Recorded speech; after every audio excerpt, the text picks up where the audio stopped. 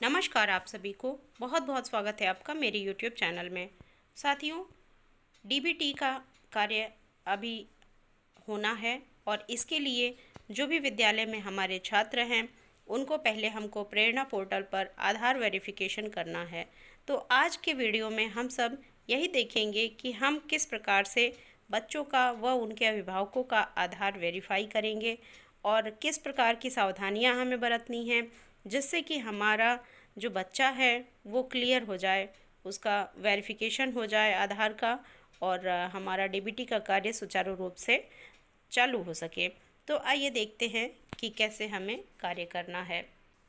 साथियों, प्रेरणा आधार DBT app को download करने के लिए आपको सबसे पहले गूगल प्ले स्टोर पर जाकर के प्रेरणा आधार डीबीटी ऐप डाउनलोड करना होगा और इसके इंस्टॉल के बटन पर क्लिक करके आपको इसको अपने मोबाइल में इंस्टॉल कर लेना होगा।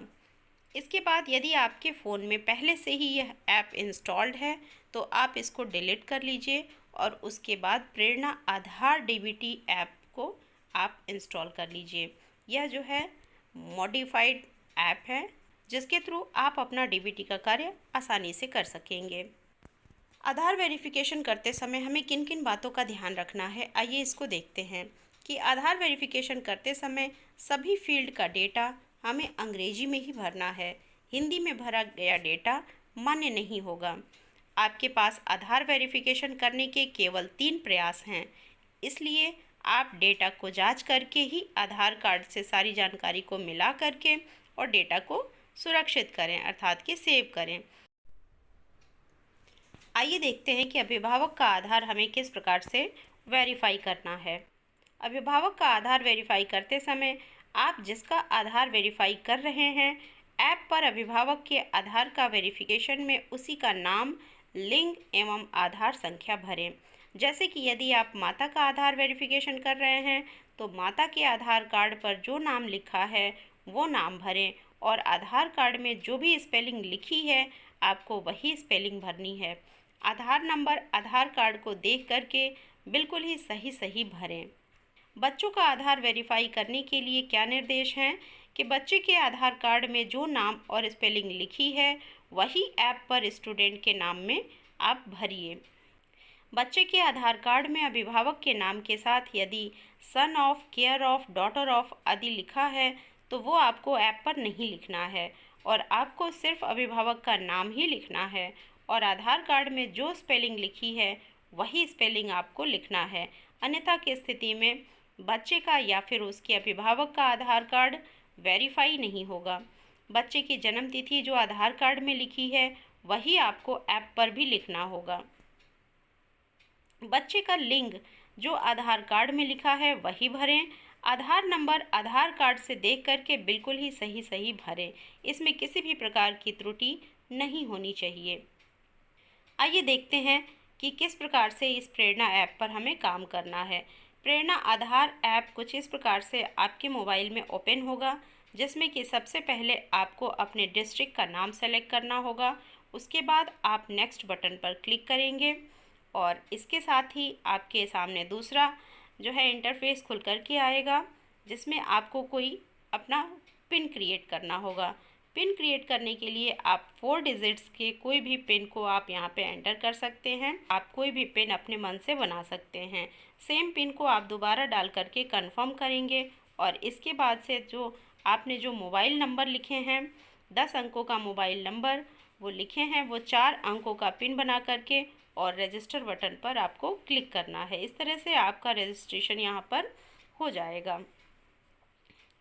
जो डैशबोर्ड आपके मोबाइल में ओपन होगा वो कुछ इस प्रकार से ओपन होगा जिसमें कि आपके सामने डिस्ट्रिक्ट, ब्लॉक या टाउन, स्कूल का नेम, स्कूल का टाइप, डेसिग्नेशन, मोबाइल नंबर और आपके ऐप का क्या वर्जन है जो आप इस्तेमाल कर रहे हैं। और इसके साथ साथ आप जो है अगर आपको नया रजिस्ट्रेशन करना है मीन्स कि आपने बच्चे का नया नामांकन किया है तो न्यू रजिस्ट्रेशन पर आप क्लिक करके और उसके बाद आगे बढ़ेंगे।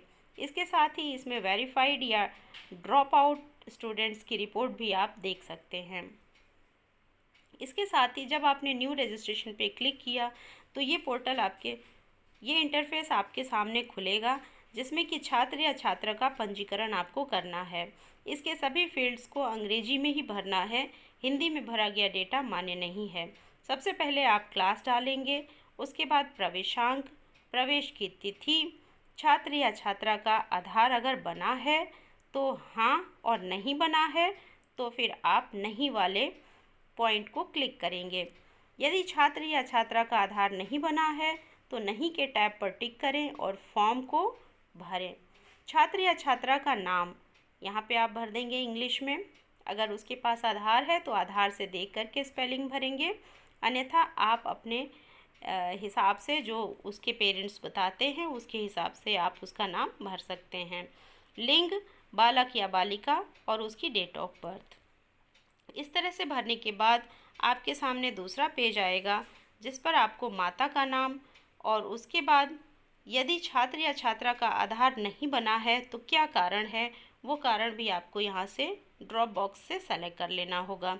आप मोबाइल नंबर अभिभावक का डालेंगे यहाँ पे, उसकी धर्म क्या है, हिंदुइज्म है, राशन कार्ड का क्या प्रकार है और इसके साथ साथ कैटेगरी क्या है, मीन्स कि सामान्य, ओबीसी, एससी या एसटी। क्या छात्र या छात्रा दिव्यांग है, यदि हाँ तो हाँ पर क्लिक करेंगे, अन्यथा नहीं पर क्लिक करेंगे। और इसके बाद प्रोसीड करने के लिए हम इसको सेव करेंगे। दिए गए फॉर्म में छात्र या छात्रा की सारी डिटेल्स भर करके आप प्रोसीड बटन को क्लिक करेंगे जिससे कि ये डिटेल आपकी सेव हो जाएगी। उसके बाद से आगे का जो इंटरफेस खुलेगा हमारे सामने उसमें छात्र या छात्रा का पंजीकरण करना होगा, जो कि हम पहले देख चुके हैं। और इसको हमें किस प्रकार से करना है इसको आपने पहले देख लिया है। बालक है, बालिका है, उसकी जन्म तिथि आधार के अनुसार आप यहाँ पर भर देंगे। आधार के अनुसार छात्र या छात्रा की जन्म तिथि भर लीजिए। उसके बाद आधार के अनुसार ही छात्र या छात्रा का पता भी आप भरेंगे। पूरा पता जो उसमें लिखा है वही आप इस पे टाइप करेंगे।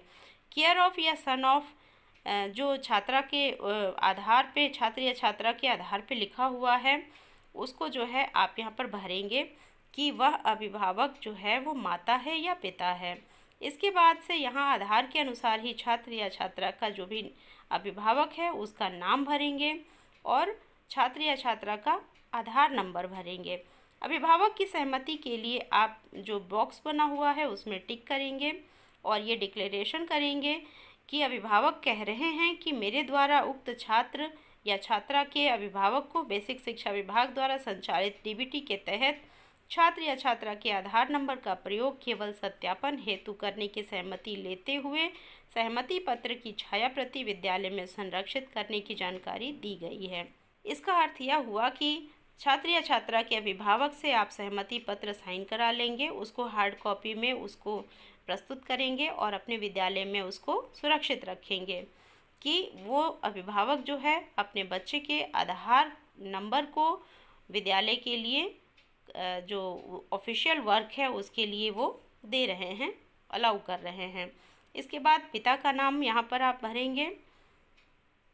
इसके साथ ही माता का नाम, जो भी माता का नाम है पूरी स्पेलिंग और अभिभावक का मोबाइल नंबर। इसके बाद से आपने देखा कि हमें इसमें धर्म उसका भरना है, हिंदुइज्म है, राशन कार्ड का प्रकार श्रेणी और इसके बाद प्रोसीड करने के लिए हम जो है सेव बटन को क्लिक कर लेंगे। न्यू रजिस्ट्रेशन में अभिभावक का आधार वेरिफिकेशन करने के केवल 3 ही प्रयास आपके मान्य होंगे, इसलिए बहुत ही सावधानी से आप सारी डिटेल्स को भरेंगे। अभिभावक की सहमति हम पहले भी क्लिक कर चुके हैं।